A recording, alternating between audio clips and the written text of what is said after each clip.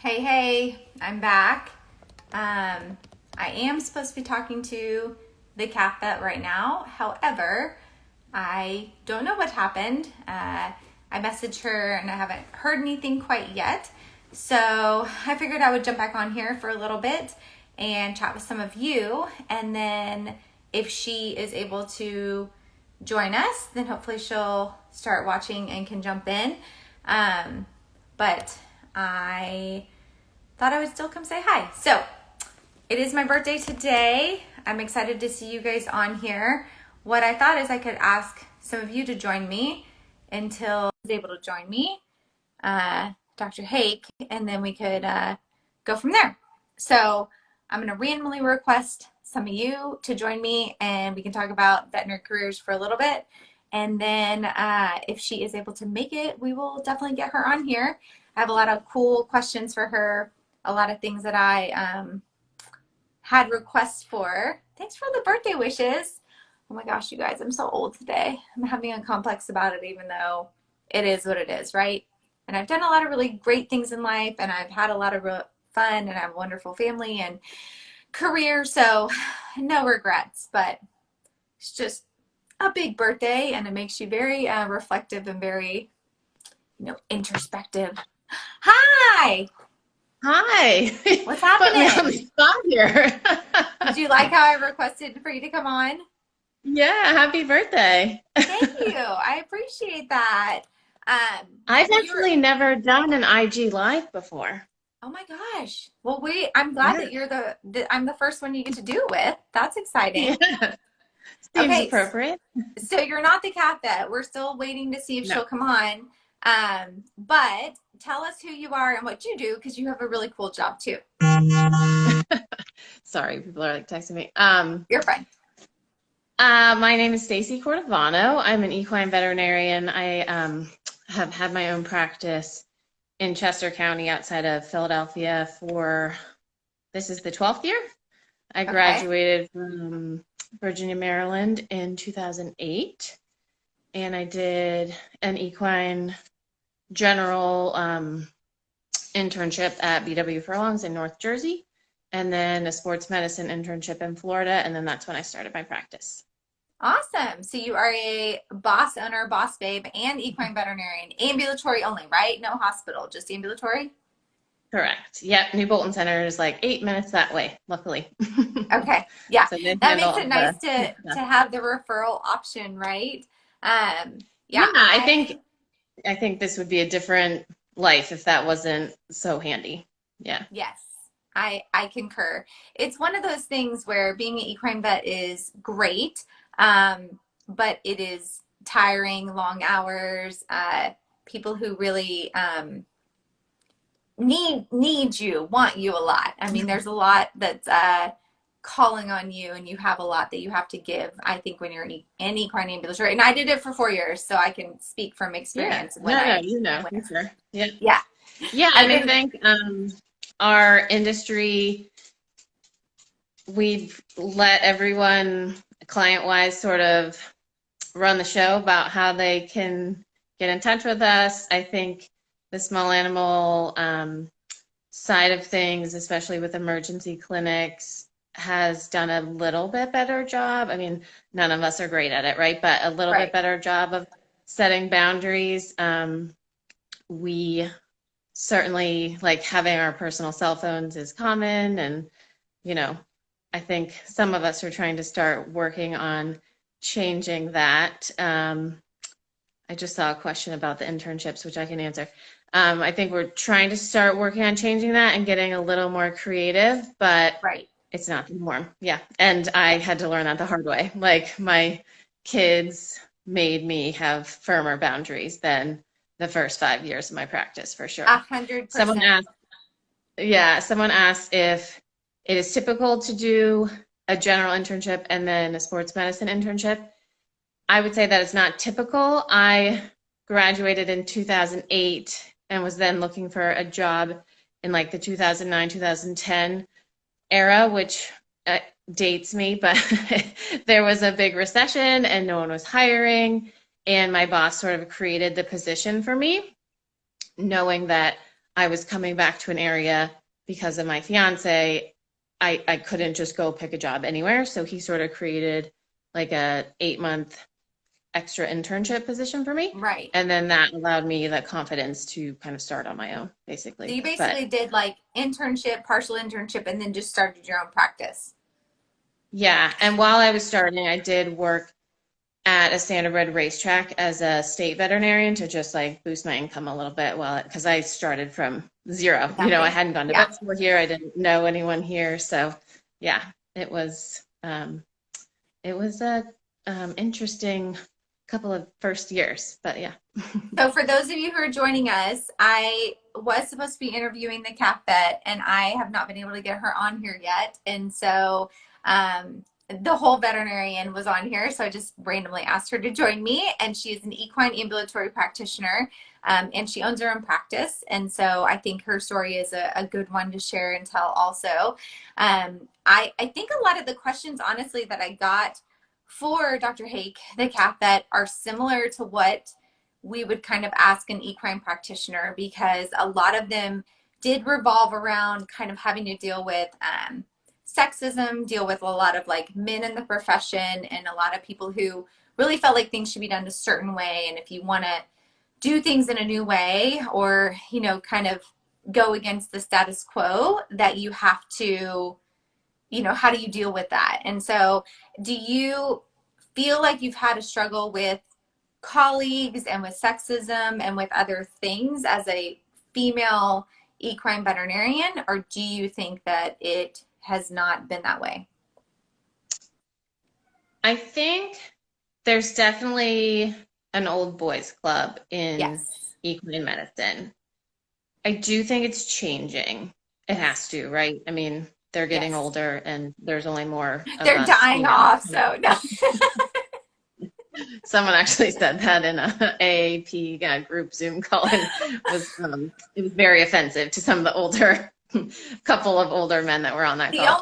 The good thing is I do not think they're on Instagram watching us, so I think we're okay Yes, to like to I lay it agree. out there right now, right? I didn't totally disagree with her. It does a little bit just seem like they don't need to die, but they need to kind of pass the baton on, right? Because I think that I don't know that it was sexism per se, but the whole like this is how we do things.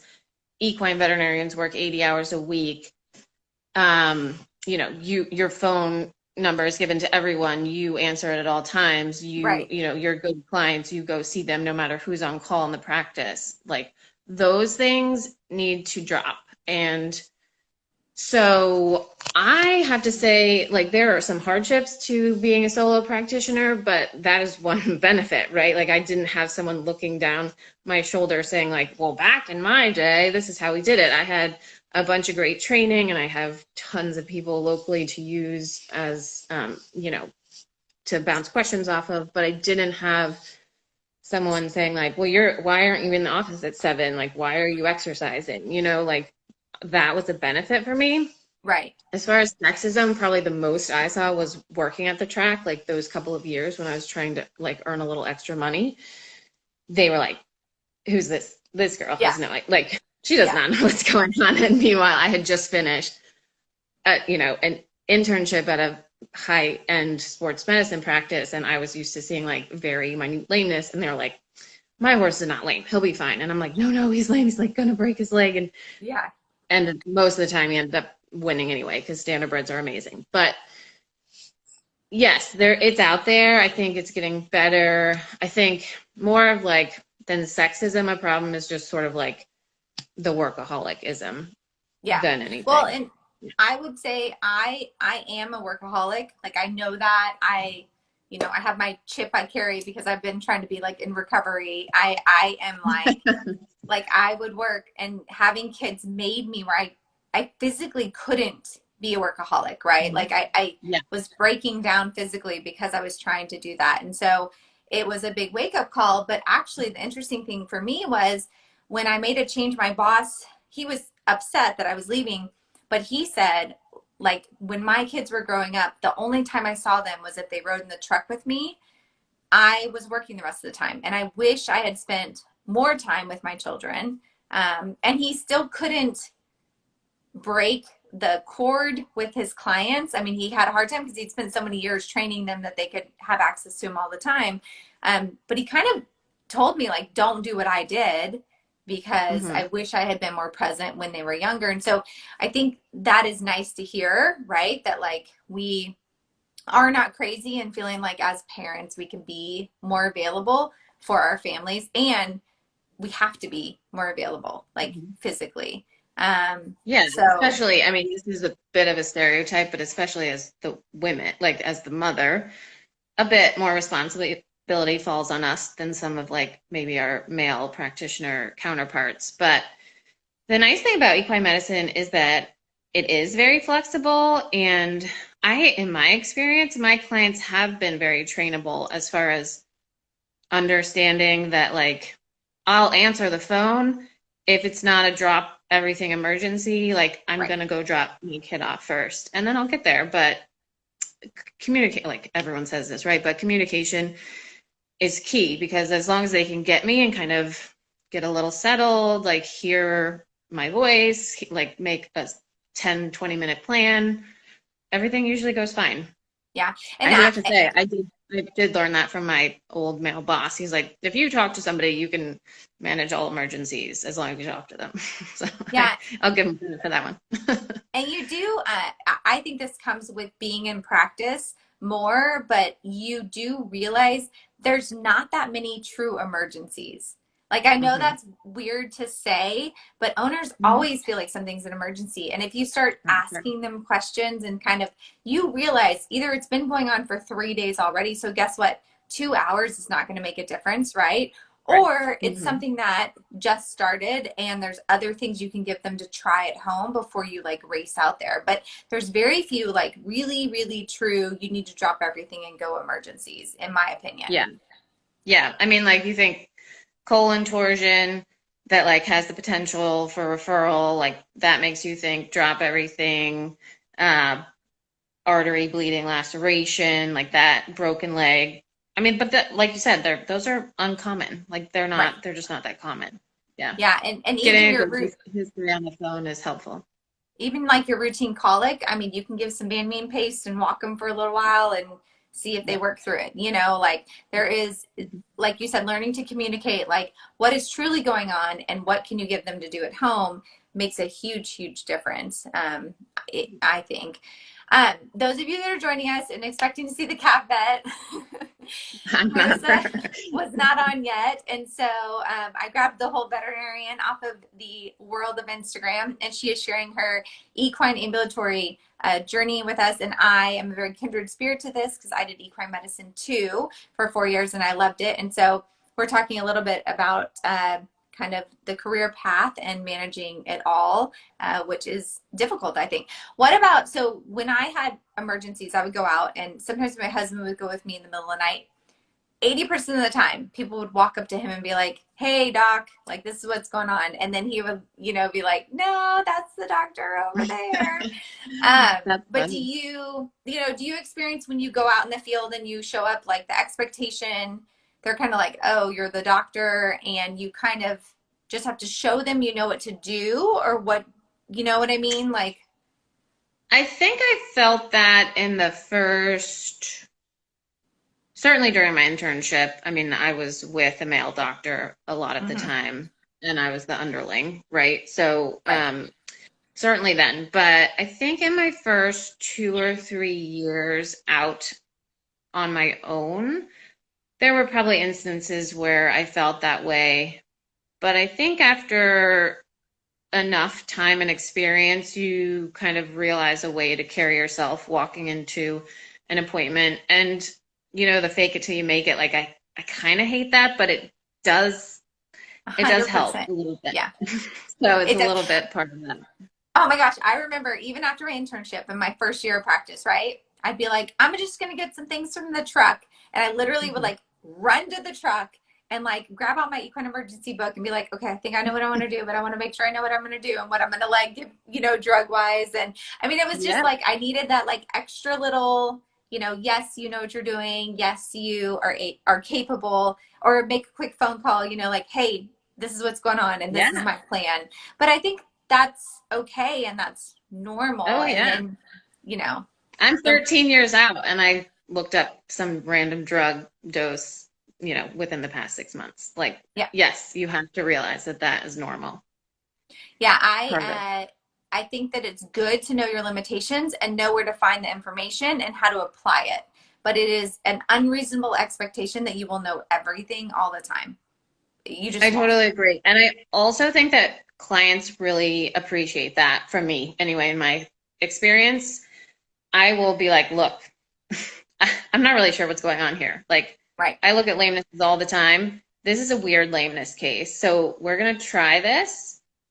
It might not work. It might not do anything. If we'll reevaluate, if you want a second opinion, by all means, I'm so happy for you to go to one of the many people around here for a second set of eyes. And most of the time they're like, oh no, that's fine. Like, I'm happy with whatever plan you want to come up with. Again, it's like that communicating that you are working hard to figure out what's going on, that you're not totally sure. And if they have their expectations set for that, I think that's important and helpful in sort of everyone being happy with how the case comes out. I agree. Because horses do weird things, like all the time. New weird Horses, things. yeah, I used to joke, I'd be like, you're never going to go out of business because horses can find ways to murder themselves and do crazy things to themselves no matter what. Were you a horse girl in undergrad? Like I went to vet school to be an equine veterinarian. That was all I, like ate, slept, breathed when I was in school. Were you like that? Or did you come to the realization you wanted to do horses in school? No, I was horse girl from early on. So I started riding when I was really little. I did not ride competitively in high school or college. Just I was busy doing other things.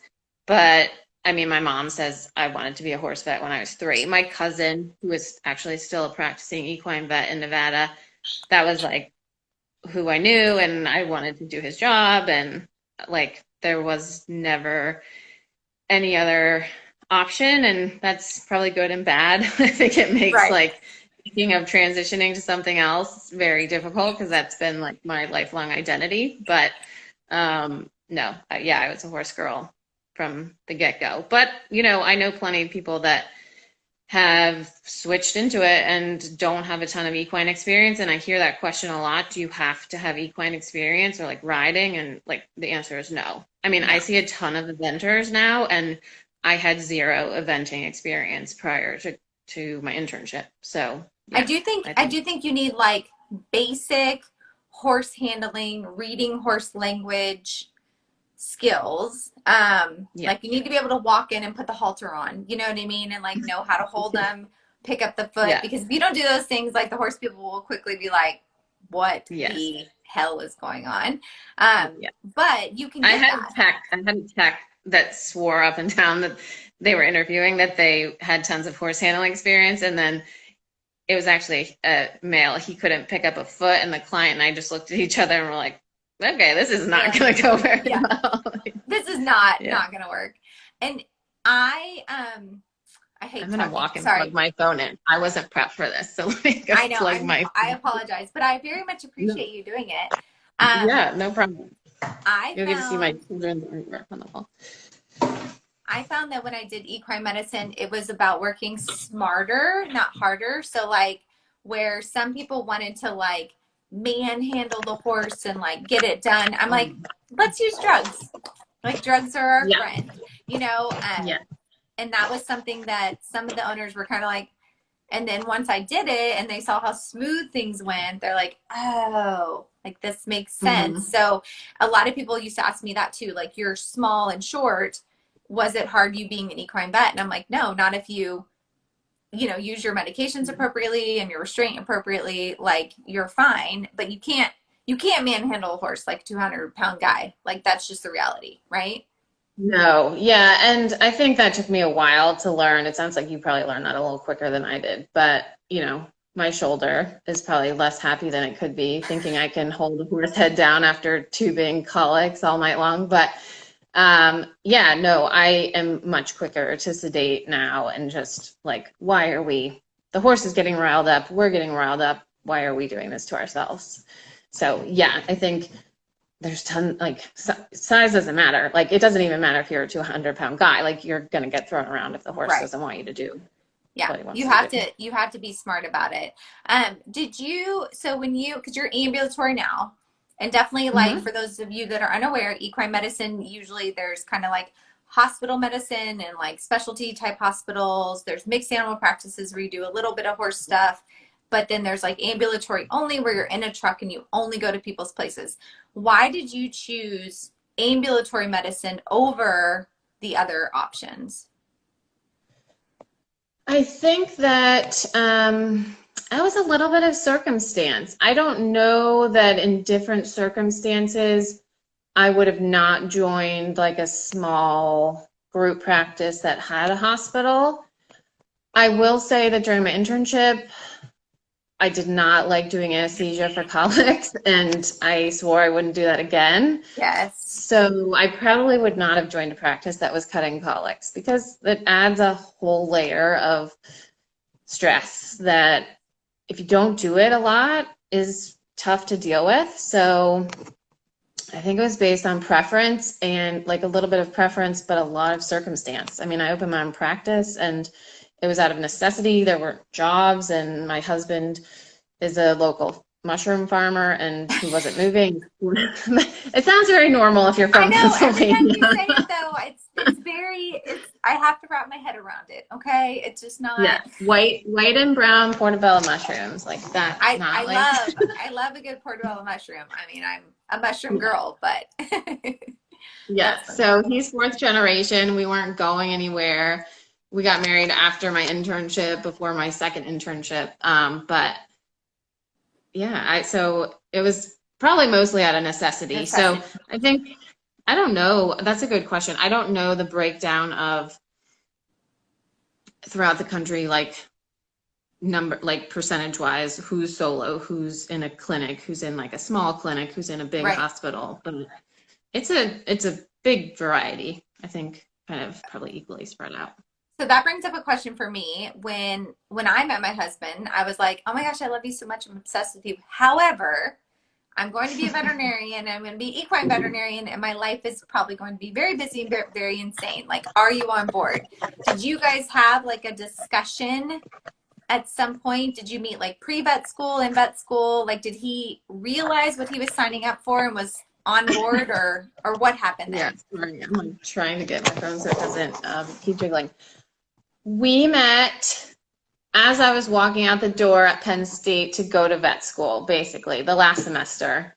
So we were long distance for 5 years before we got married. Okay. He knew what he was getting into. He lives in Chester County, Pennsylvania, lived in Chester County, Pennsylvania. We probably would not have stayed together had he not lived in like a horsey area, right? Yeah. So I don't know if we were too young probably to have that discussion. It was just part of the gig, but he also, shockingly enough, works more than I do. So it was never an issue. It Yeah. became a different issue after we had kids, but we just both worked a lot, so it was fine. Yeah. Yeah. I He think did that he did not accompany me on midnight emergency calls, so I didn't have that support or problem, I will well say, my oh no, with being mistaken. my husband did it more because he was worried about me Yeah. going to some of Yeah. the areas I went to and I hadn't been to before. So it was valid. But he is not like an animal horse person. So my husband was very like, what do I have to do? And I'm like, oh, just stick your arm in here and grab this pole leg and like help me pull. And he's just like, oh my gosh. But he was on board. So it was good. I'm thinking about, he has come on a few calls with me, and he's never been mistaken for the doctor. I don't Okay. know. I'm like, I must jump out of the car a certain way, I guess. Or it's that I'm in the South in Texas and I don't know if it maybe Very valid. Very valid point. little more Yeah. stereotype, issue here. So did you ever, you're a general practicing equine vet and you did an internship, but did you ever think about residency? Was that ever on the radar or not really specializing? It wasn't for me. I love going farm to farm. I love kind of the variety of the day of an equine ambulatory vet. I mean, you're like doing dentistry, then you're doing lameness, then I don't actually do any breeding work, but potentially you're doing some breeding work like all in the same day, throw in a foot abscess and a laceration. So I have always loved the variety of that. So it was not, and plus I think I was ready to be done with school. Yeah. Yeah. No, I think those are good reasons. Like I was very similar. I'm like, I can't pick one thing that I love that much that I want to do like internship residency. Like I still really enjoy Right. doing it all, So, Yeah. Mm-hmm. okay. So let's talk a little bit about, you own your own equine practice, but you also have your Instagram, which is a whole veterinarian. You have your podcast. So tell me a little bit more about that. Yeah, the podcast, which is called The Whole Veterinarian also, I started in May of 2020. The idea kind of came in 2019. I had gone through some fairly significant burnout and, my own health couple issues, and just realized I wasn't taking care of myself and didn't have any sort of balance to life. At that point, I had a 6-month-old and a 3-year-old.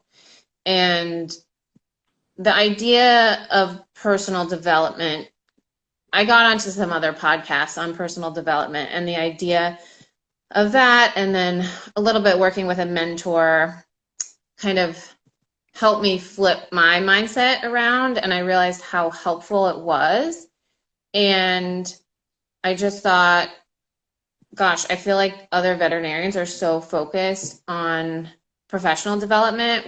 I didn't even know like what the word personal development meant. Yeah. So, or the phrase. So I just thought, well, maybe I can help one or two other people and talk about some topics that aren't just veterinary specific. So the goal is, I always say the goal is to bring more joy to the day-to-day life of veterinarians through different topics. And so I cover a lot of different topics. Like I've had my lactation consultant on talking about working mothers, and you've been on talking about like communicating with different generations of veterinarians and financial people and student loans and wellness and meditation. So I try to cover it all, hoping that someone who listens will get at least one little thing that might spark them to explore it further. So that's the goal of the podcast, and it's been an awesome project. It's been creatively very exciting for me, and finding a different aspect of my life. Like since I've been 3, I've said I wanted to be a vet because I like animals more than people, but it turns out I actually like people a lot. I know. And I like supporting our profession because, we are certainly in need of support. We could all do things a little differently and be a little healthier. So. Yeah. And I think I heard you say the other day to somebody, like you were surprised on Instagram to find like a positive, supportive community. Like it really seems like the veterinary profession has, and I have been equally happy and surprised to find that. So, it's Leela Forever Friday Farm asked, what's the difference between a residency and an internship? Do you want to answer that one? Sure. So an internship would be the 1-year period after you graduate that you would be studying and training under like usually very direct supervision. And then a residency is a 3 or I guess some 4-year programs that you would do after an internship or after multiple internships, that would get you access to sit for specialty boards to be certified to be something like many of the people that Dr. Crocker's had on: neurology, cardiology, surgery, internal medicine, dermatology, all those things. You would need to do that extra 3 to 4 years in order to sit to be board certified for those. Yeah. And your internship can be more of a general internship where you do like a little bit of everything, or it can be more specific. So I did like an equine specific one. Some people do rotating ones where they rotate through different things. So. Yeah. And I saw someone else ask a question about like trying to get a handle on internships. And so like I'm not sure about small animal, but in the equine world, like potentially you are doing a general or rotating internship, and then maybe like if you're trying to get into surgery, you may be doing then a surgical internship. So it's a little bit varied and probably depends on like the match year and kind of how things fall out as far as getting placed. Yeah. It's it is very competitive, equine surgery is, and so you might have to do a couple internships. But neither of us went that route, so we can't tell you for sure. No. So, okay, We'll well, find someone to come on here and talk about yeah, that. I appreciate you jumping on with me. And you guys feel free to reach out to her if you have other questions, especially about equine ambulatory work. I love that you are like, you own your own practice, you're doing your own thing, you're making it work and balancing it all, even though there's no real balance, right? Like I always try to make sure I say like, it's not There is no 50-50. real balance. No, There's some like give and take, and there's some good weeks and bad weeks, and I still haven't managed to fit exercise in on a daily basis, but you know, it's yeah, it's a busy life as a working vet mom, but it it's fun is. and exciting and It is. Well, I appreciate you joining me. no And problem. if you want to sign off, I'll make sure to tag you in the video. And I will catch up All with right. you Bye later. guys. See ya. Thanks. Thanks. Bye. Bye. So, a little bit of a curveball because I wasn't able to get the cat vet on here, but I appreciate the whole veterinarian joining me so we could talk a little bit about equine ambulatory medicine and her journey. Mine was very similar. I did an internship and then I did equine ambulatory only work for 3 years. Loved it and then made a change when I had children. So I appreciate you guys joining me. If you have any further questions, comments, definitely reach out to us. And I will make sure to reschedule with the cat vet and make sure to get her on here because I definitely want to hear all about her story. All right. Thanks, guys. Have a good night. Bye.